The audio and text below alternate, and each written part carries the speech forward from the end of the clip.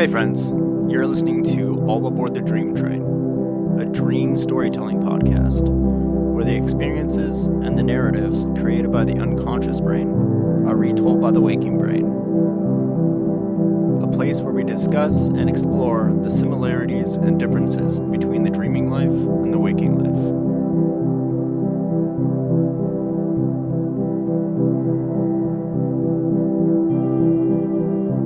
Welcome back, and thanks again for listening. This is episode 3 of season 2, and you guys are in for a treat today. My name is Mason, I'm your host, and to give you an idea of how this works, if this is your first time, each episode I interview a new guest, and we ask them some questions about themselves, and then we explore a little bit about their sleeping life and sleep habits, and then they ever so graciously tell us a story or two about their dream life and how those dreams have affected them.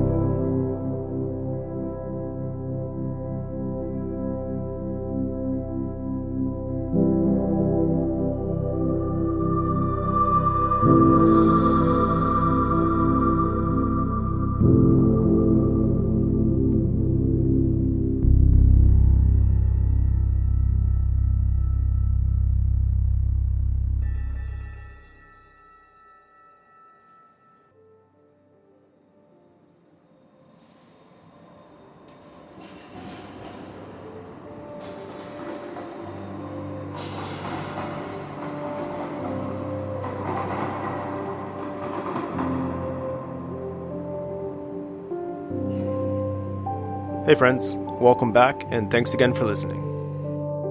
I hope all is well with you and everybody is off to a great start today. In today's episode, we cover one of the many ways of expressing the emotions, feelings, and visions we find in our dreams. Today, you're going to hear from an amazing storyteller, but her stories are told through imagery. She paints her dreams, and each one seems to have a very personal story behind it. If you've ever tried to share a dream of yours, you know exactly what I mean. They're hard to put into words. Even as the person that had the dream, it's just difficult to describe. I don't care who you are, sharing your dreams is a difficult thing to do. It can make a lot of sense in our heads, but explaining that and projecting that is not easy. Before we go any further, I want to take a minute and thank a few people that have been supporting the show and read off a few dream tweets. Firstly, I want to thank Casey Clare for the 5-star Apple Podcast rating and review. Casey says, reality and dream have more in common than most know. Andy Lynn, from episode 7, puts through an incredible example of this with the airplane crash foretold in the dream. I really enjoyed this type of flow, casual, raw, and real. Gratitude for the ride, friends. Please keep them coming. Thanks again, Casey, for your words. We will do just that, and thanks again for your review. Casey is a care worker, consciousness explorer, and crystal communicator.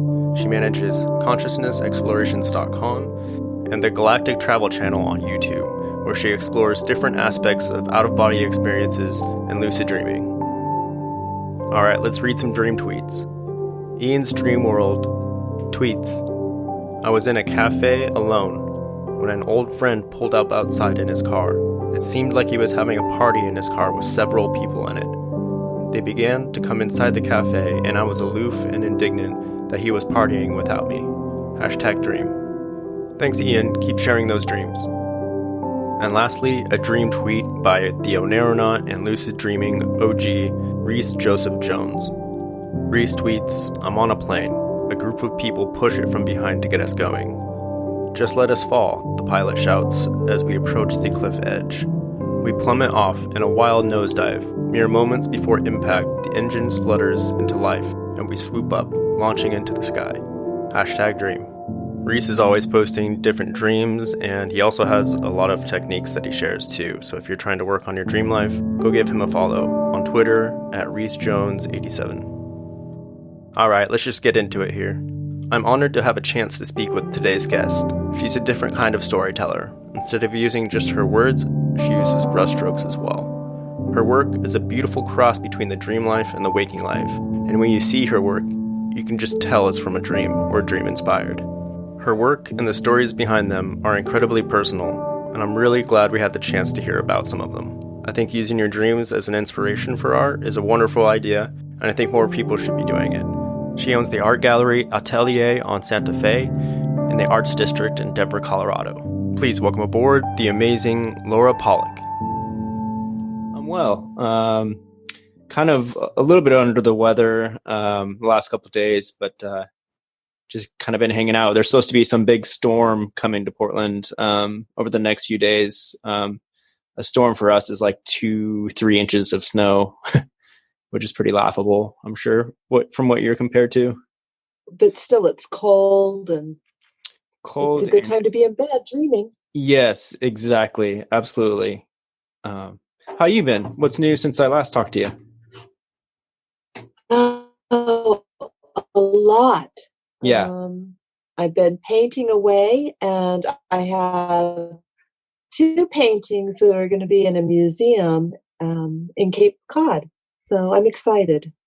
That's amazing. Yeah, I was just kind of looking up that, and it's a part of an exhibit. Is it a dream exhibit, or do you know what the? It's not a dream exhibit. It's an interiors exhibit. And dream work is examining the interior of our souls. So I thought it was fitting. That's huge. That's awesome. That means a lot of people are going to see your work then. I hope so. I hope they have a good turnout. Yeah. Okay, cool. Well, okay, if you're ready, we can just jump right into it. I would love that. Perfect. Can you tell anybody that's listening your name, location? I'm Luara Pawlik, and I live in Denver, Colorado. And what are some of your hobbies and passions, Luara? I love to paint. That's something I do every day. I like reading and walking. I like being out in nature. Yeah. I like to go hiking too. Yeah. And the other hobby I have is I belong to a dream group. And I don't know if it's necessarily a hobby, but in a way it is. It's sort of recreational, sort of spiritual, sort of mental health, but it's also a social group too. And it feels recreational. That's awesome. How many people are in that group with you? Currently, there's just the 4 of us, but it started, oh gosh, there's been different people throughout the years. This dream group is actually interesting. It started over 30 years ago. Whoa. Yeah, it's been running for a long time. And the gal that started it, I actually met in Al-Anon. And for your listeners, or for you, if you're not familiar, that's the sister group of AA. And anyway, I had gone to AA. Actually, I have a history with 12-step recovery. But in 2010, I had started going to a different Al-Anon group. And I met this lady named Sarah, and she was a jungian therapist. And she had this dream group that I got invited to go to.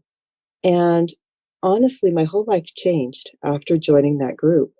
And at that time, it was mostly all just members of either AA or Al-Anon that were in this dream group.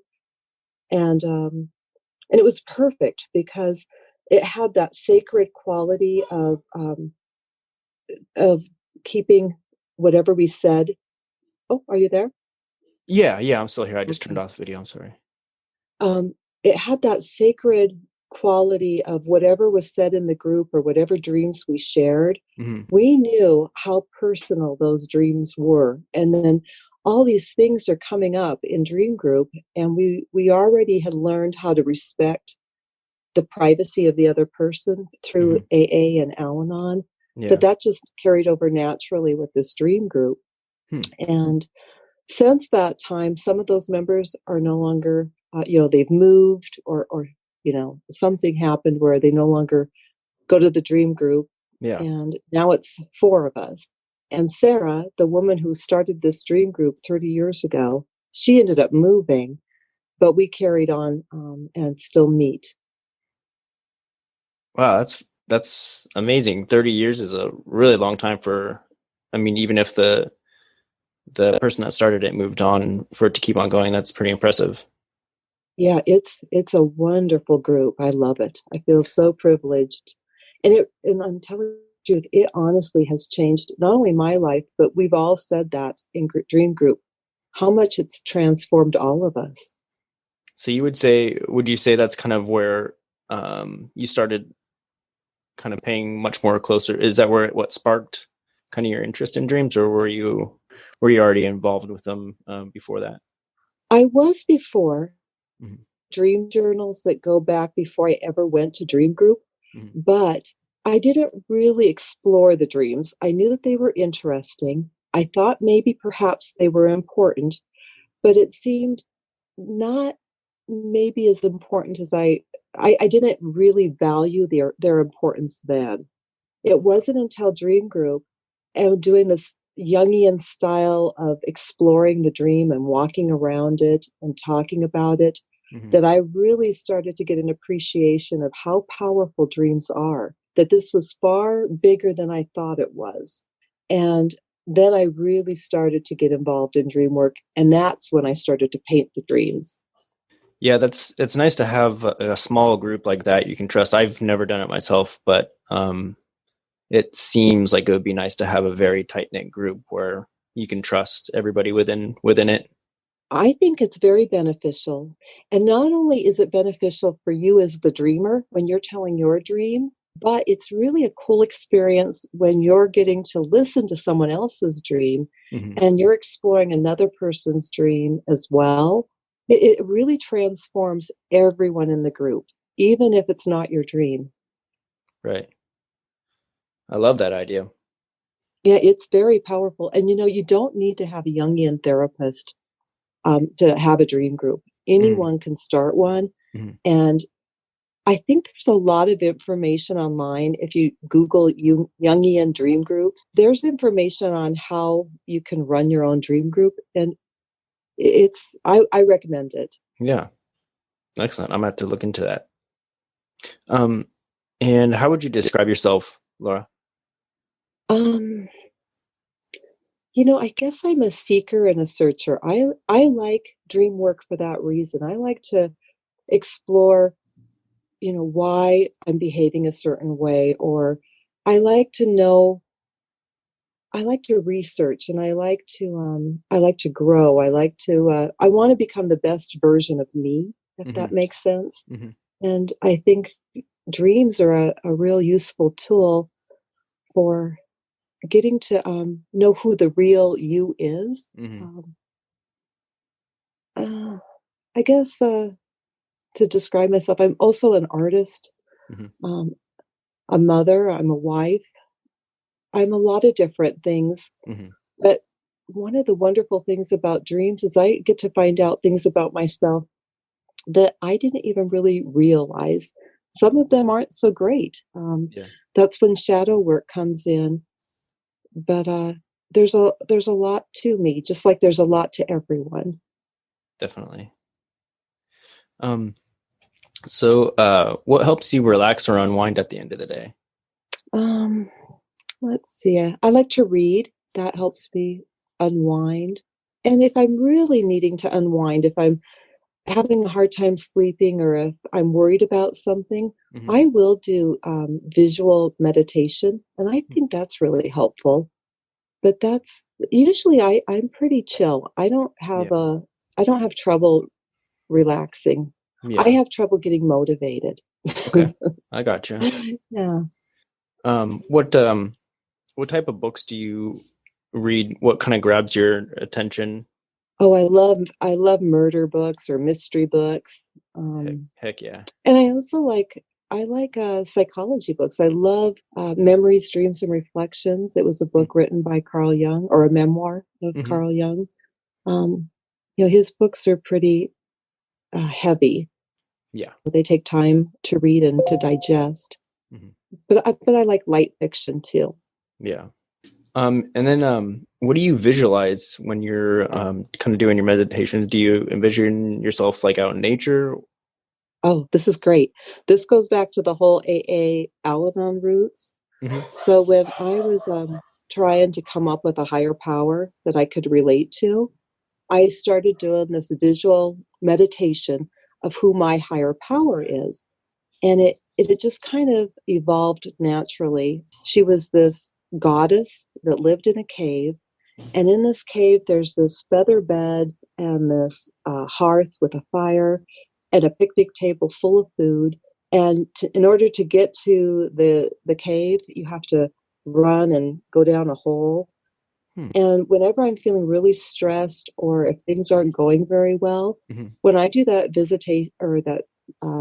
visual meditation of going down that hole into the cave to where my goddess is, it feels real. I can feel the presence of a higher power. And I don't even have to necessarily do the visual meditation to do that. It just kind of makes it more fun in a way, or it makes it, I don't know, more comforting, just to be able to visualize that is helpful. Excellent. Do you have any sleep aids or rituals before going to bed? Not really. I don't really have a ritual, but once in a while I'll take melatonin. By the way, it's good for your skin. The other thing sometimes I'll do is I'll ask a question before I go to bed. Like if I really want an answer on something, I've tried that before, and sometimes I get some dreams that seem like they relate to that question. And I'll have a dream that has absolutely nothing to do with what I was searching for. Right. Would you say that kind of falls under setting an intention, or is that? I think it does fall under setting an intention. And I have had experiences where I have done intentional work, and it's been, pretty mind-blowing. I think and then there's other times where I've tried to do intentional work and I haven't achieved anything. And I just kind of chalk that up to, well, maybe the information wasn't supposed to be given to me at that time, or it really wasn't as important as I thought it was. Yeah. I can see that. Do you share your bed, or do you have it all to yourself? Half the time I do, and half the time I don't. Okay. My husband's a pilot, so he's gone half of the week. And when he's gone, I sleep at my art studio where I paint. And when I record my dreams, I'll actually put down if I had the dream at home, or if we're in a hotel somewhere, or if I had the dream in my art studio. I've tried to play around with location of dreams too. That's awesome. Do you find that you sleep better alone, or with a partner, or is it kind of neutral? It's neutral. I can dream and sleep just fine either way. Yeah. Gotcha. And you kind of already hit on this. It sounds like you keep a dream journal. Is that correct? I do. I've got a gazillion dream journals. I do keep them, and I also record my dreams because sometimes I'm too tired to get up and just write it down. So if it's 3 a.m. and I have a dream, I grab my cell phone and I have a voice recorder app, and I'll just record the dream. And then later when I have time, I'll write it down. And as I'm writing it down, I was too groggy to say into the voice recorder that I may add into that. And I'll also hear things that I'm saying as I'm all tired recording it. And I'll highlight that. So I like using both. Excellent. Let's see. Are you a night owl or an early riser? Neither. I would be happy getting up at 9:30 every morning. I don't like to get up really early, and I don't like to stay up too late. Gotcha. So kind of an in between. In between. Here's kind of a question I've been curious about lately, especially with people that are creatives. Do you have a certain time of day that you feel your creative juices are just flowing much more than regular or other parts of the day? Yes, I feel like I'm more creative in the morning, Hmm. but that doesn't mean that's true. Just because I think that doesn't Yeah. mean it's true at all. Hmm. What I found to be more helpful being a creative person is to just do it, Hmm. even if I'm tired. So no matter what, I paint every single day. Even if I'm in a terrible mood, Yeah. I'll paint.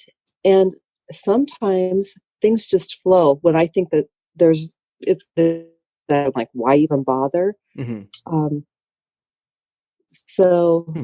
I wouldn't recommend someone waiting until they're inspired to be creative, or I would say just force yourself to just do it no matter what. I gotcha. Yeah, I agree. Even if it doesn't come out, nothing's going to come out perfectly, but even if it doesn't come out the way you wanted it, I mean, at least you spent your time kind of focusing on what you're trying to achieve.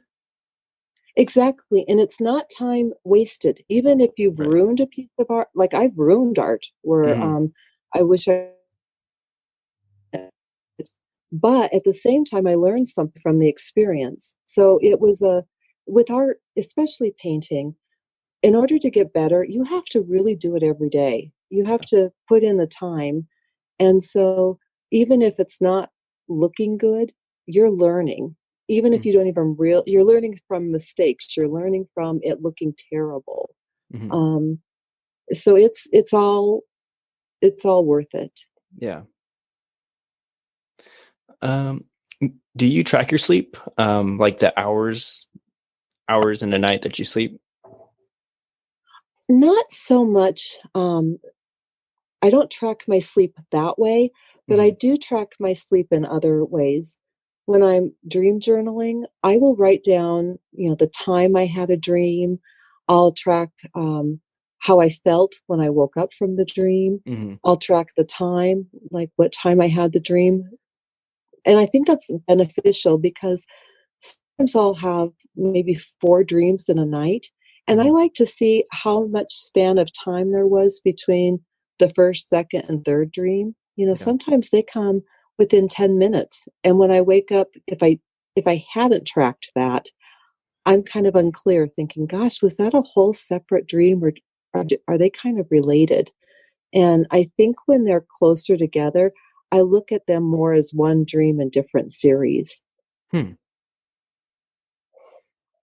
But Do I'm you? not a dream expert, but I still like to look at that and see Yeah. if, and sometimes I'll see clues where I'll see symbols that are the same, and Hmm. I'll think, okay, this is all one dream.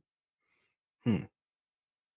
And do you separate them? But kind of in a way, do you separate them when you write them down or record them into your journal?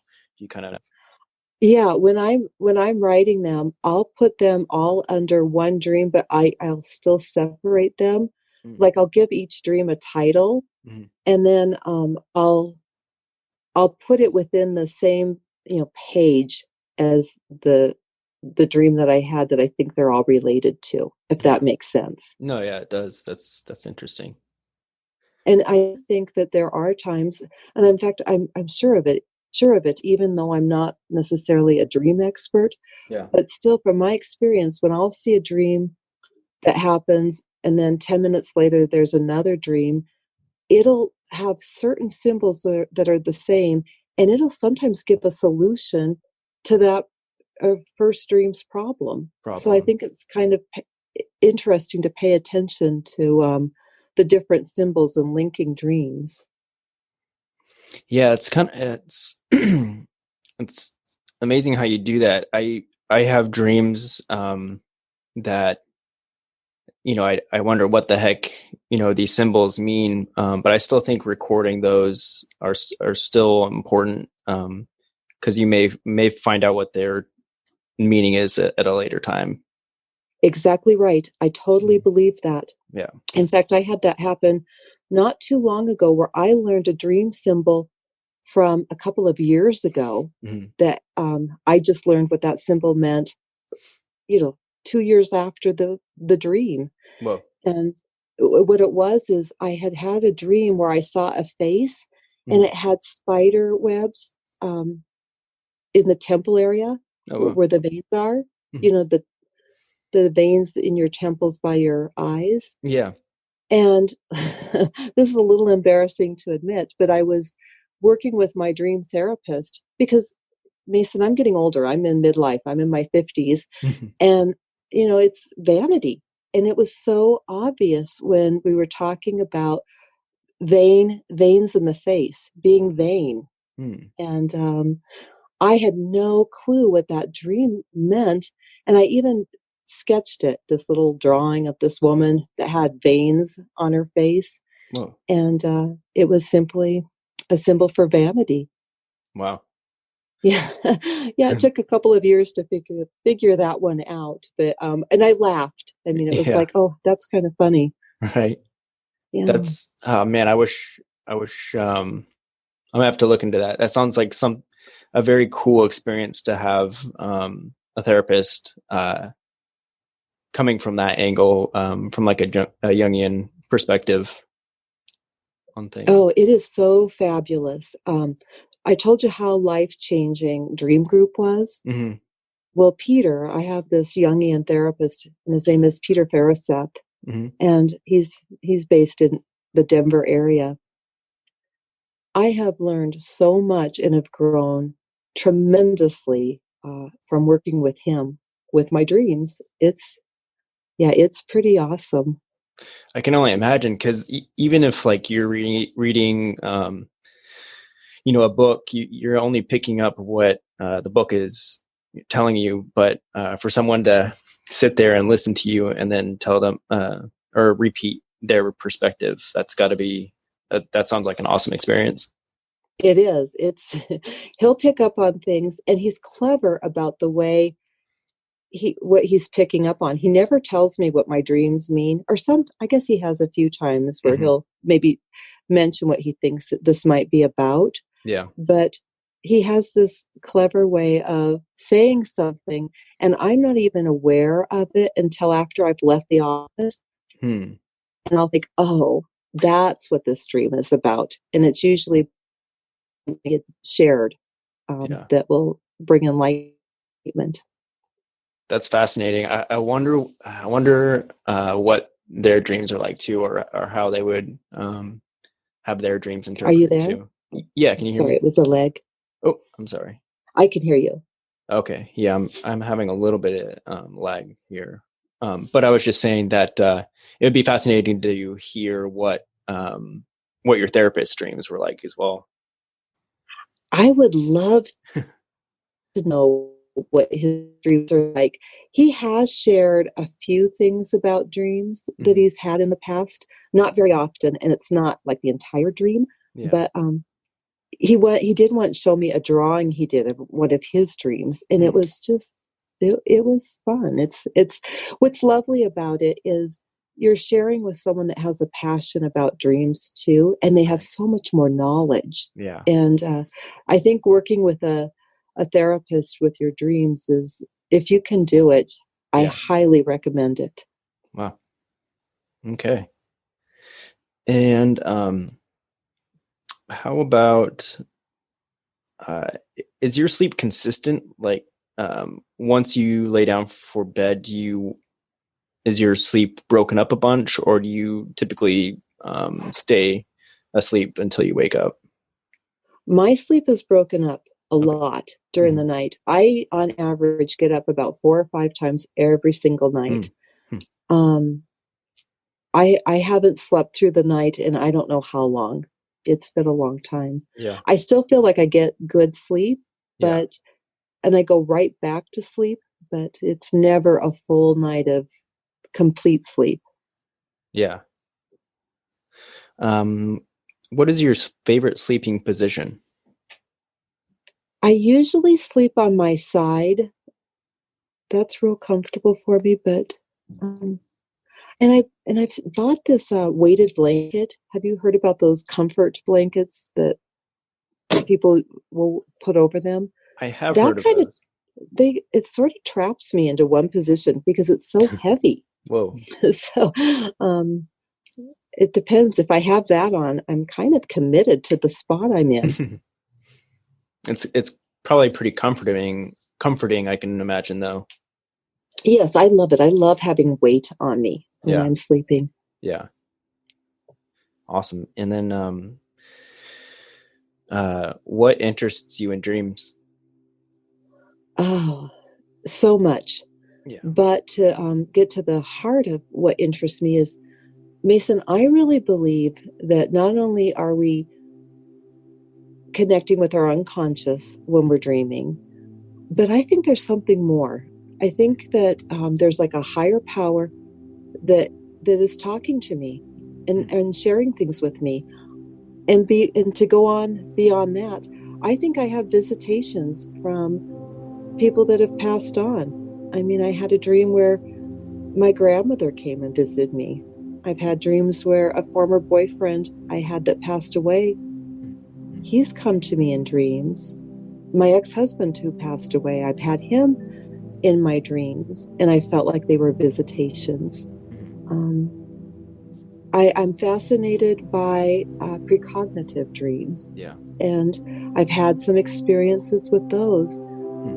There's so much mystery to dreams that fascinates me. I once heard someone say that, and I don't know who this is that I'm quoting, but they thought dreams were the cousin to death. And I think that's true. Death is the biggest mystery. Yeah. We don't know what happens when we die. Right. But the second biggest mystery, in my opinion, is dreams. We don't really know where we're traveling to at night. We don't know sometimes, did this already happen? Because it feels like a deja vu type of dream. Yeah.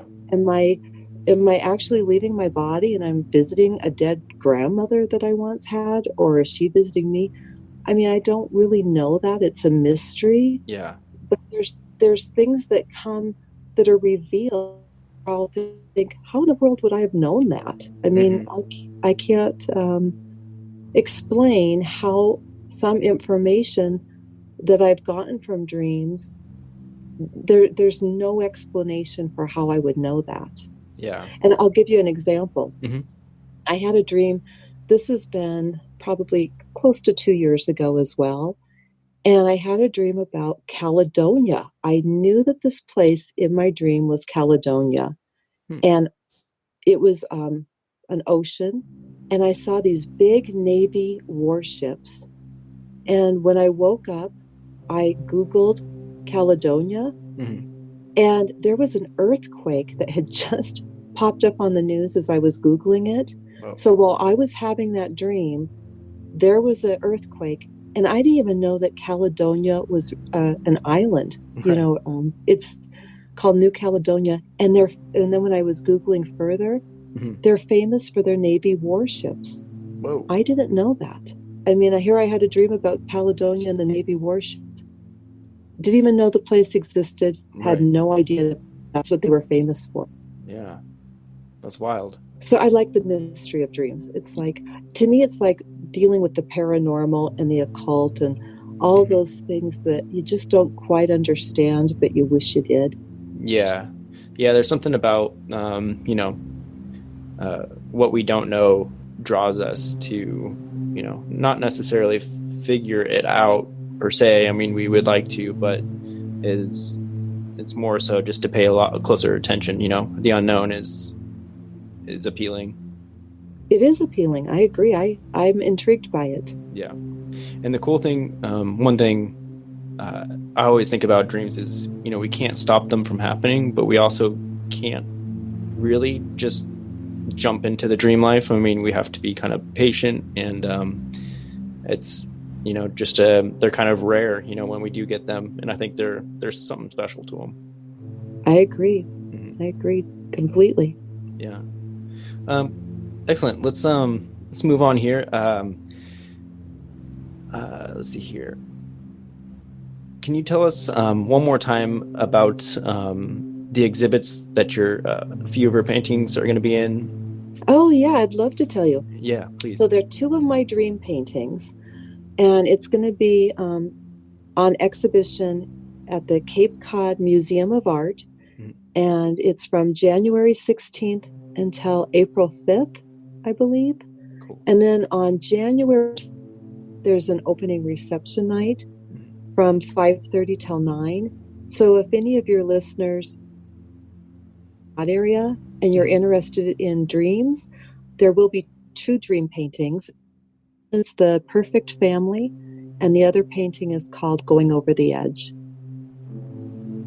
Awesome. What was the that opening night? January what?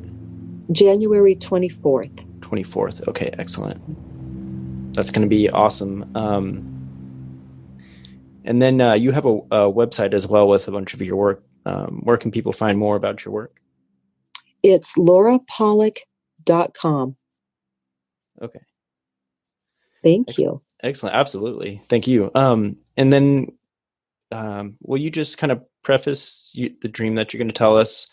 Kind of give us some context behind it. If it's a recurring or a lucid dream, what kind of dream it is, and then kind of give us as much detail as possible, and then just kind of get into it.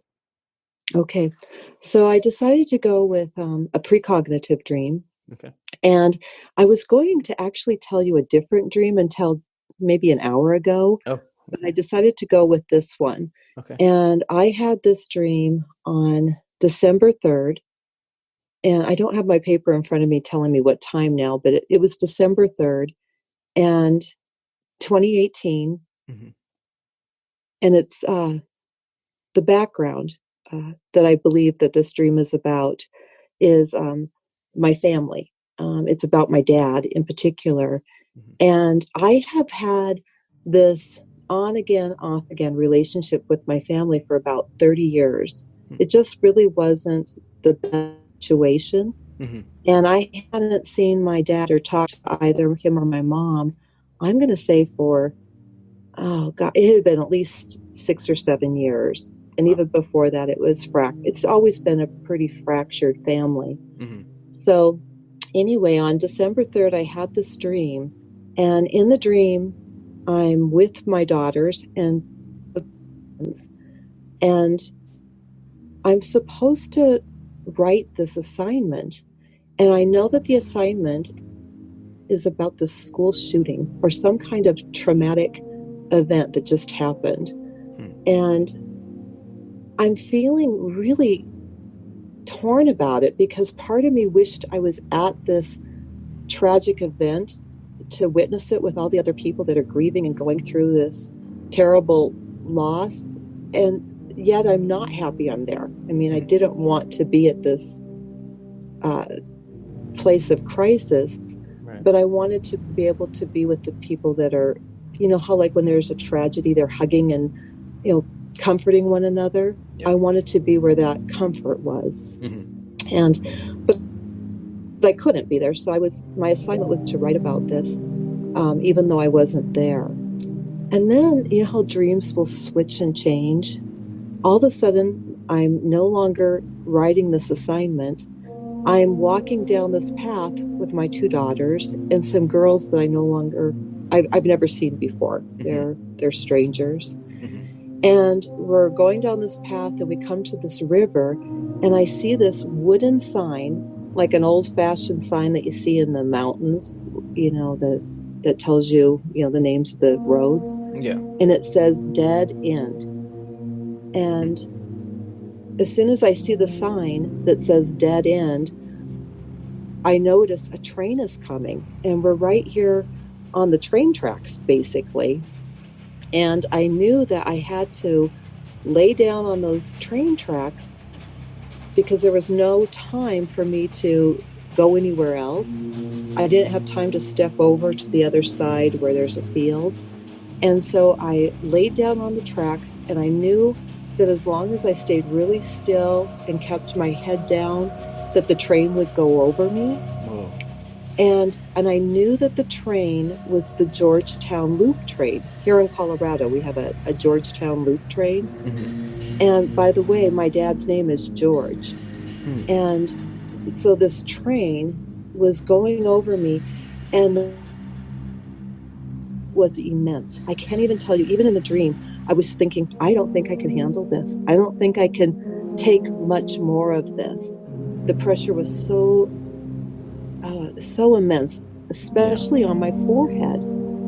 And then while the train was going over me, I had this little visual of my daughter, Nicole, and she was somehow had got escaped this incident and was sitting on one of the beds of the train, like an open bed cart. Okay. Yeah. Yeah.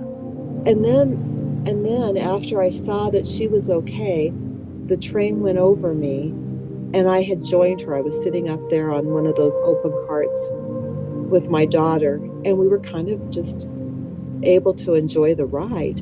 Wow. And I woke up from that dream, and I can tell you without a shadow of a doubt, I knew my dad was going to die.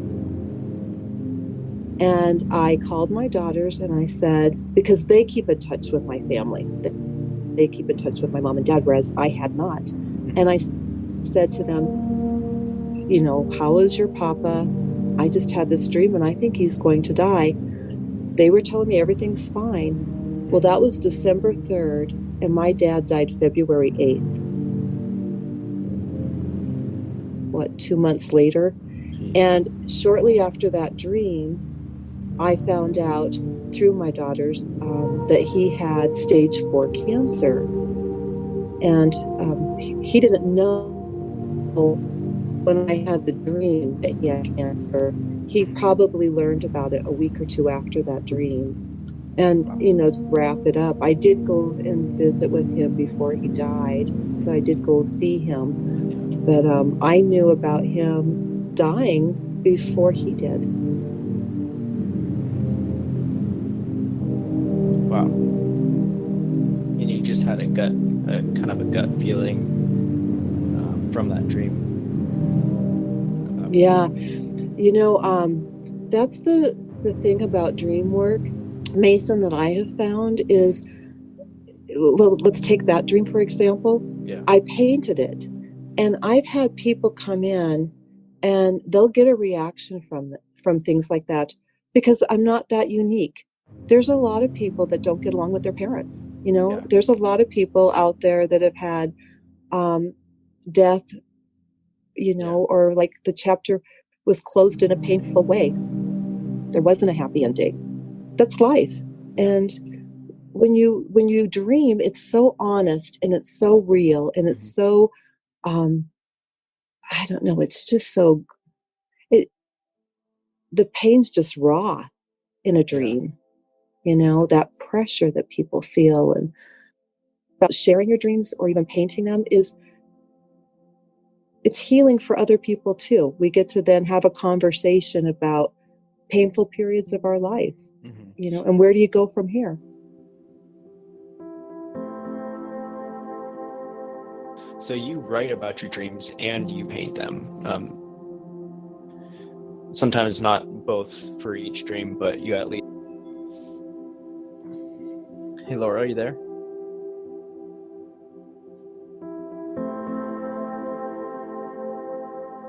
Actually, the quality is really good.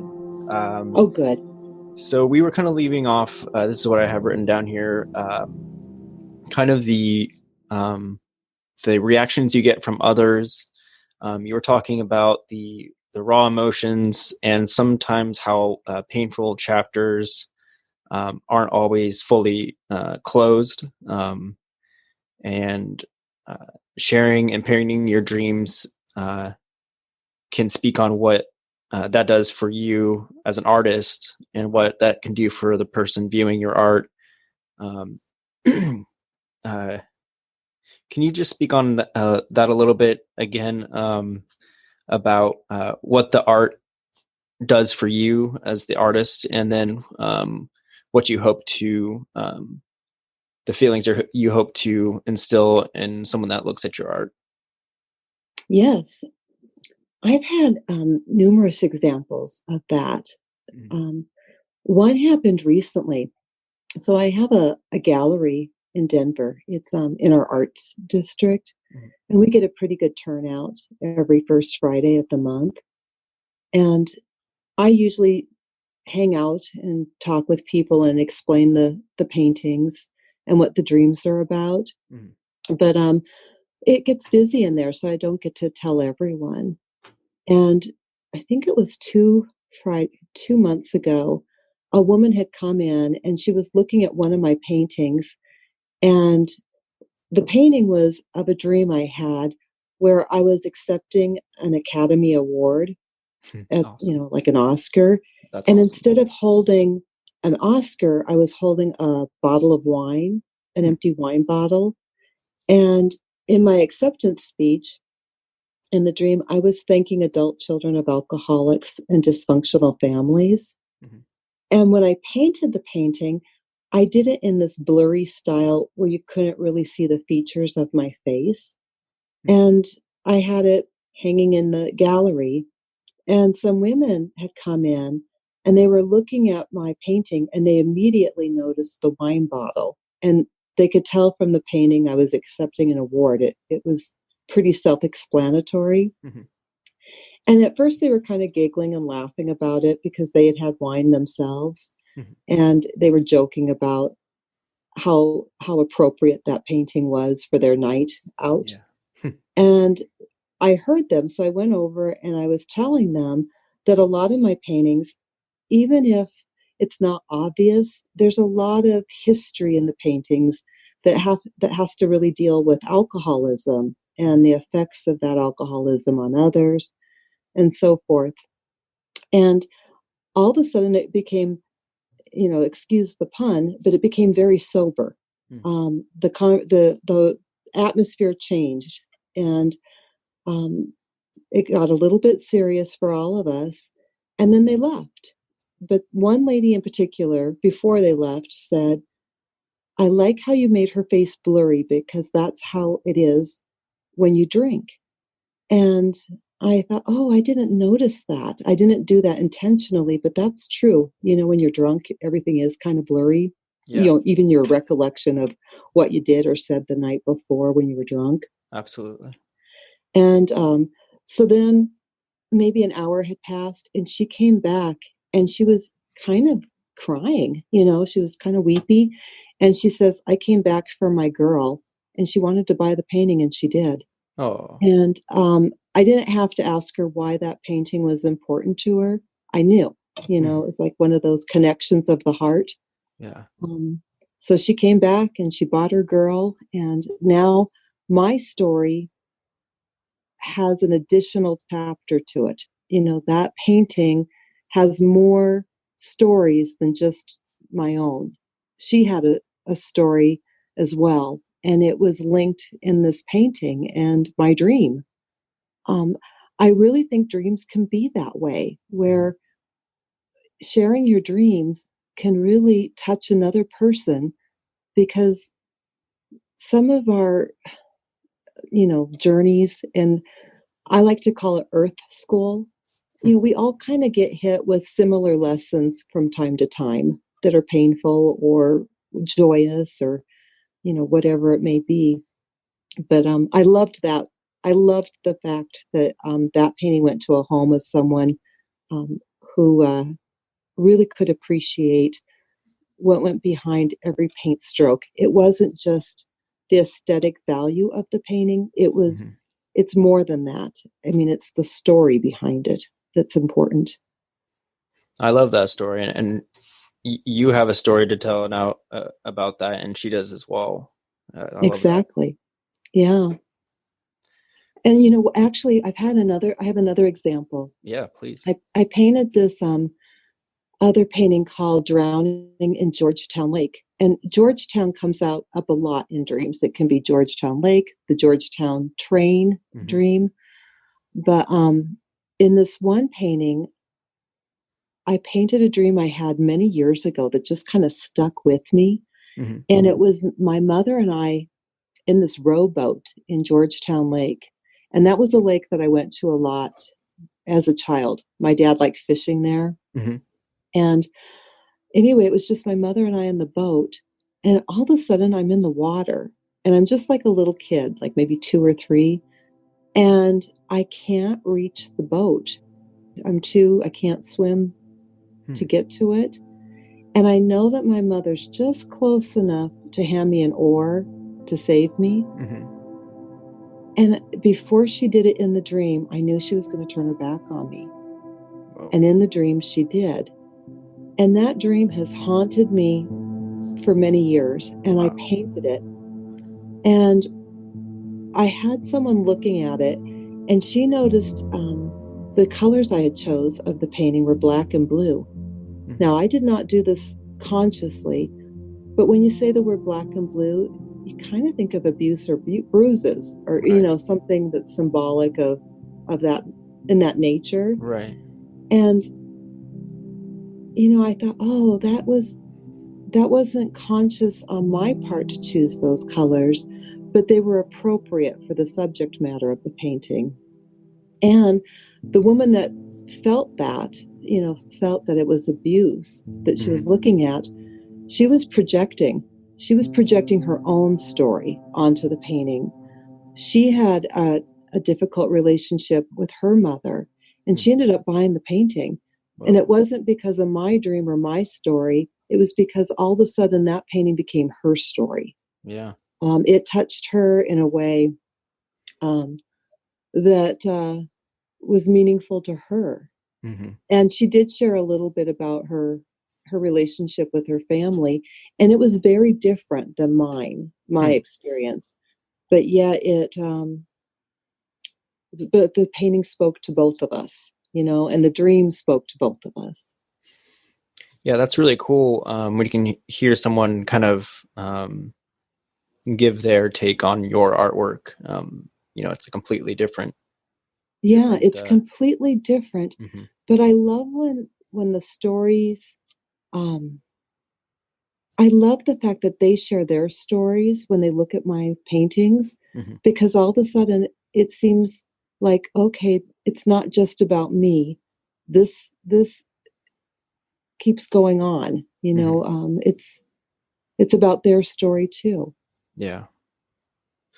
Yeah, I wanted to kind of speak on your art. It's when you look at it, it's very unique in that you can totally tell just, first thing I think of, I guess, is like it totally looks like a dream. I mean, I don't know. There's something about your art where there's like, there's no guessing. It's, 100%. You could tell that it's totally from a dream. And I think that's really hard to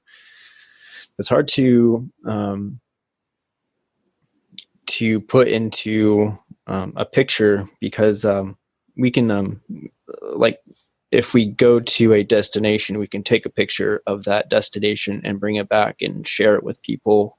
And it's just, an exact replica of what we saw. But doing that with your art is, there's no technology at this point where we can bring back what we see in our dreams. So, I mean, your artwork is, absolutely one of a kind, and it's very unique. Oh, thank you. I do think there is something to working with dreams and the subconscious when you're painting, that it does come across like it's a dream. I've heard that before too, and I can see it as well. You can tell it's a dream that you're looking at. And I don't really quite know how that happens. It just does. I think, well, I guess I do kind of know. I think it's when you're authentic and true to the dream. Yeah. And not to get wrapped up in the aesthetic quality of the painting, because I have done that. There was one painting where I was painting a dream of a woman laying on the couch. And the woman in my dream was kind of heavy and unattractive. And I didn't really want to paint her. I wanted to paint someone pretty, laying on the couch. Right. And I did that, and I don't like that painting. It wasn't authentic. It wasn't true to the dream. And the painting was terrible. But it was a good lesson. I think if you stick to not worrying about the aesthetics and just being true to the dream, even if it's ugly, it needs to be painted. Yeah. Yeah. Do you, I guess it kind of depends on the dream, but are there certain dreams that you write about and paint about, or do you sometimes only paint certain dreams? Have you found any like trend between how you record them? Oh, it's interesting you asked this. I do write a little bit about my dreams, but privately. Okay. And it's funny because I can't do it other than in a fictional way because it's just too ugly, if that makes sense. Hmm.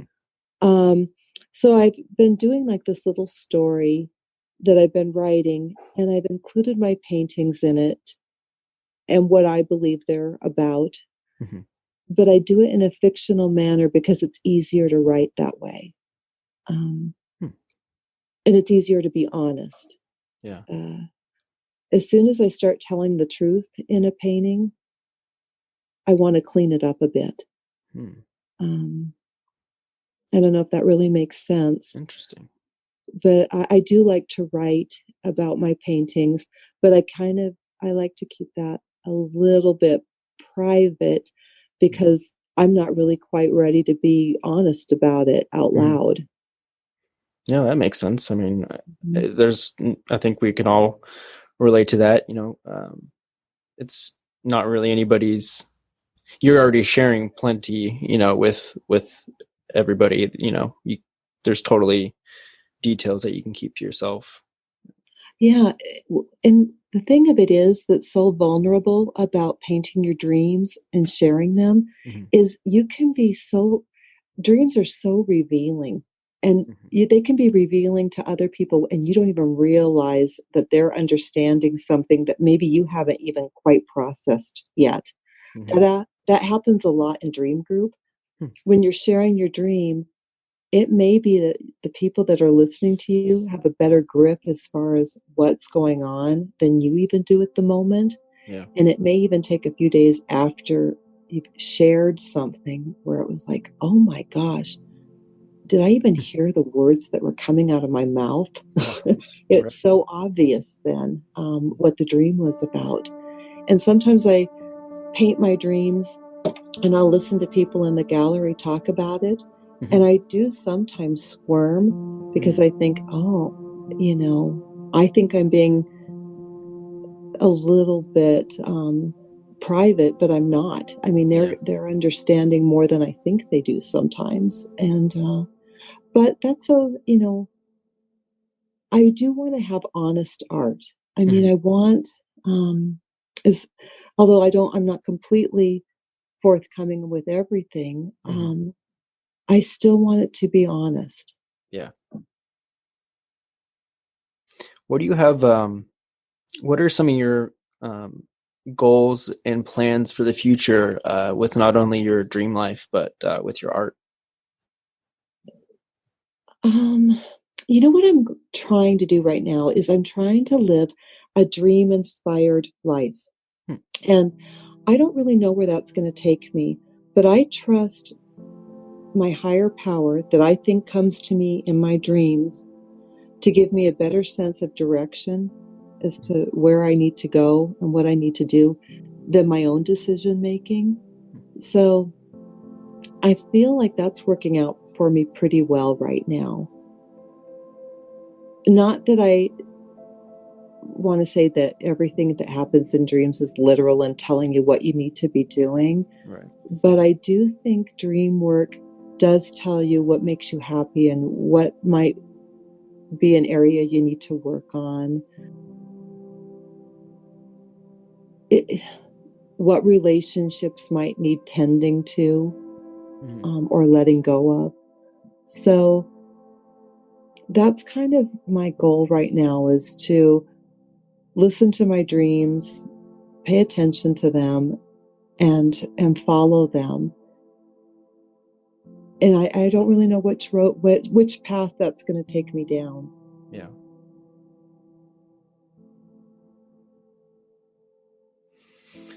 Um, since some of your art, or most of it, comes from a place of AA or getting sober, what would you say to someone that is trying to kind of live a healthier life or is struggling with that. This With is those more, issues? yeah, this is more of a personal one because I'm kind of interested in that. Well, one of the things I loved about my experiences with AA and Al-Anon Mm-hmm. is Carl Jung had influence in how those organizations are ran, or not ran, but the core value of it. Mm. I'm not sure if you know the story of this, but um, Bill W., he was the founder of AA. He had come across this man that had been a terrible alcoholic, just a real drunk. Mm-hmm. And he ended up getting sober. And he had, through like a religious Christian organization, I can't remember the name of it, but it had to do with some sort of religion he had joined. Mm-hmm. And apparently he had gone to Carl Jung when he was when he was having problems with his alcoholism. Yeah. And anyway, he got sober. But after a while, he fell off the wagon and he started drinking again. And so his cousin had brought him back to Carl Jung, and Jung kind of bluntly, almost in this ruthless way, it sounded to me anyway, Mm-hmm. told him he was hopeless unless he had some sort of spiritual awakening, or maybe that wasn't the exact words, but he needed to get some kind of spirituality in order to get sober. And when Bill W. had run into this guy that he thought was a hopeless drunk, was now sober, he had shared how the story about what Jung had told him, how he needed to get some form of spirituality in order to be able to deal with his his alcoholism. Mm-hmm. And so anyway, I'm not saying that you need to go to AA or to anyone that's having a problem with drinking, but I do think there is something to that spirituality component. For me, dream work is that way too. And AA has that higher power that is such a core part of recovery. Everything is relying upon your higher power.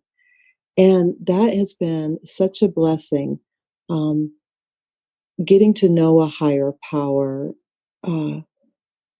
trusting in that higher power, I think is the key to getting sober. Yeah, it definitely runs in my family, and I don't like struggle with it like super heavy, but it's just like one of those things that's always there. And, I wish it was, maybe there a little less. So that's kind of, I'm still like trying to figure out my journey and kind of where I'm at, but I would like to not have it be a part of my life. Yeah. But that's kind of a personal journey. Everybody's got their journey. So yeah, everyone's got their journey, but there's so many people out there that can relate, that can understand that and have experienced those same struggles. And I think that's another thing that's good about AA and the 12-step programs is you're on a journey with other people that get that. Yeah. They understand how hard it is to get sober, or the struggles that come with it, without judgment, which I think is really important too. Where someone could sit in an AA meeting and say, you know what, my kids just got taken away from me. I was considered an unfit mother and my kids were taken away. And everyone in the room can have compassion and love for that person instead of judgment. Right. And I think that's a really beautiful part of the fellowship is, if you want to hear honesty and truth, go sit in an AA meeting. I mean, it is heart-wrenching at times, but it's also beautiful. It's really beautiful that people can tell the truth. Yeah, I love that. Yeah. In a time where it's very, very rare to find the truth these days, anywhere you look, almost. Yeah, and then we have, social media like Facebook, where everyone puts on their perfect persona. It's all great, and that can be hard when your life is falling apart. But those 12-step programs, I think, are really, really good. But I do know that my grandfather was an alcoholic, and he got sober without AA. So I know that, there's other paths and there's other ways that people can get sober. Yeah. But I also know people that have gotten help with AA and have gotten sober. I guess you just have to find what's right for you. Yeah.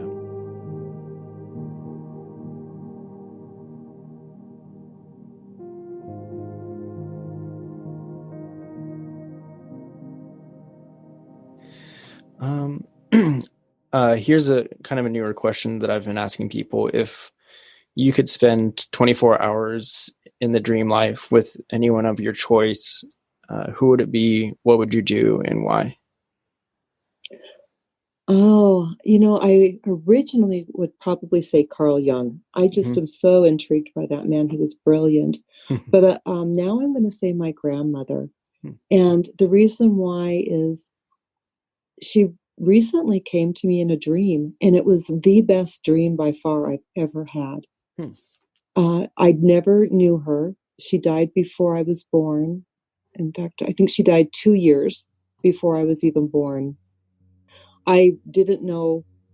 I mean, I heard a little bit about her from my mother. She would talk about her, but I didn't really have a connection with her at all. And I was in a place where I was feeling kind of sad about not having a relationship with my family, and feeling some grief after my dad's passing. Yeah. And I had this dream with my grandmother. She came to me, and I have never experienced so much joy in my life as I did in that dream. And it carried on even after waking up. It was like, oh my gosh, I have never felt this kind of joy before. Wow. So I would like to meet my grandmother because, Mason, I felt so much love. And so if I had an opportunity, I would just like to bask in that kind of love for as long as, or for 24 hours, you bet. That's what I would do. That's awesome. Was that the one where she was teaching you how to dance? Yes. She was trying to teach me how to dance gracefully. In the dream, she was showing me a ballet pose. And this is another thing. When I have a dream, I research everything. I looked up that pose because it was a specific pose, and I never took ballet lessons as a child. I don't even watch ballet. Yeah. But it was pose number 4. And when I was talking about that dream with my therapist, my jungian dream therapist, we were going through it, and I was going through a lot of grief and anger after my dad's passing, and I really wasn't being very graceful. It wasn't that great. But the dream was teaching me, I believe, my grandmother was giving me a lesson on how to go through grief with a little more poise and grace, and be more graceful through the process. Yeah, that's a beautiful painting. Oh, thank you. It was such a beautiful dream. Yeah. Yeah, that's so cool. Well, I think we're coming up on plenty of time. Is there anything else you'd like to add before we wrap this up? No, I just want to thank you. I think you're giving the public a great service as far as more curious about their own dreams and exploring them. So I think it's great that you've got this podcast. Cool. Thanks a lot. That really does mean a lot. I hope that it comes upon ears of people that I hope it does spark some some more curiosity for people that, aren't as in touch or just don't think dreams have much more of a meaning than they do. Yeah. Awesome. Well, thank you so much, Laura. I really appreciate it. Thanks again for your time, and looking forward to seeing more art in the future. All right. Thank you. Thank you, Laura. Have a great night. You too. Bye. Bye-bye.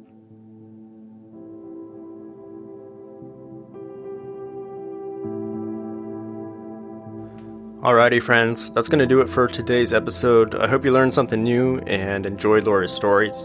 If you don't already have a creative outlet, I think you should really try and search for something that fits for you. It might not be art. That might not be your thing. It could be writing, or it could be a physical type of art like dancing or martial arts, cooking or making music. But I think it's really good for the soul. You should do it for yourself, first and foremost, but you never know who it's going to inspire and how it's going to speak to other people. If you enjoyed this episode and would like to support the show, please consider becoming a patron.